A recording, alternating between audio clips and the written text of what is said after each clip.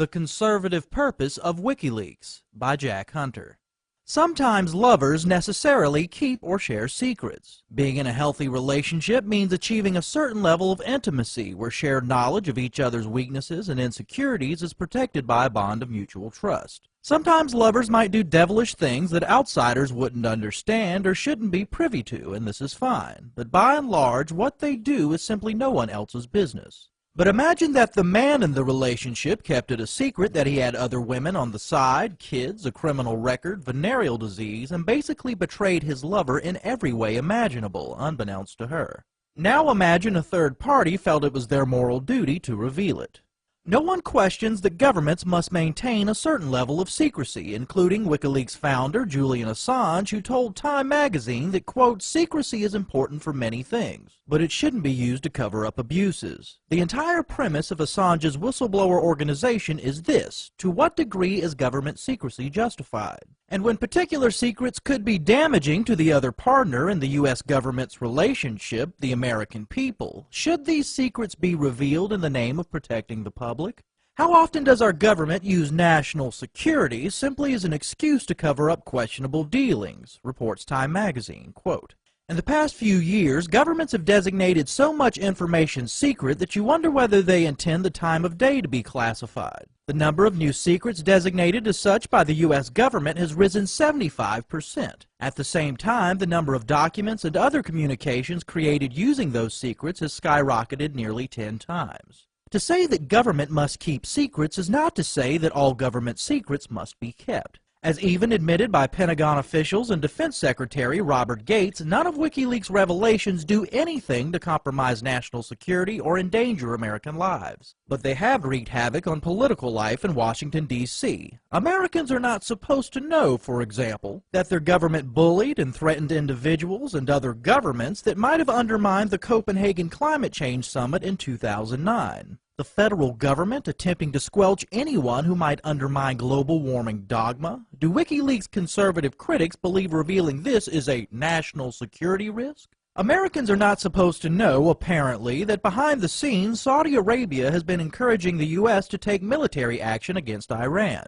But if we end up going to war with Iran, shouldn't it be in America's national interests and not simply as a subcontractor for another country? Asked Fox News' Judith Miller, quote, why should Americans not know that Arab states, often at the top level, have been urging Washington to take military or other drastic action against Iran while they publicly oppose such action? And when did conservatives become so protective of Hillary Clinton? What happened to the days of the Stop Hillary Express, when right-wing talk radio portrayed the former First Lady as Satan and theorized about all the devious ways in which, if in power, she might conspire to bring down the entire country? When WikiLeaks revealed that Secretary of State Clinton tried to obtain DNA, fingerprints, credit card numbers, and other private information belonging to United Nations officials, we learned that Clinton's style was every bit as mafia-esque as her conservative critics once warned. Yet conservatives now attack WikiLeaks for revealing what they once feared. It should also be remembered that the same conservatives now calling for Assange's head either ignored or were sympathetic to Louis Scooter Libby's outing of CIA operative Valerie Plame, allegedly at the Bush administration's behest. A revelation arguably far riskier to our national security than anything ever released by WikiLeaks.